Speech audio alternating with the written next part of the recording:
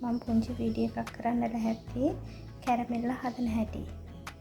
මම ගත්ත වතුර කෝප්ප දෙකක්, මිලිලීටර් 500ක් වතුර, මේ කිරිපිටි හැඳි 4යි, මේ කැරමෙල්ල පැකට් එකයි. මේවා තමයි අවශ්‍ය මේ කැරමෙල්ල එක හදන්න. සමහර අය කිරි වලින්ම හදනවා. මම වතුර කෝප්ප මේ කිරි දිය කරලා හදන්න යන්නේ.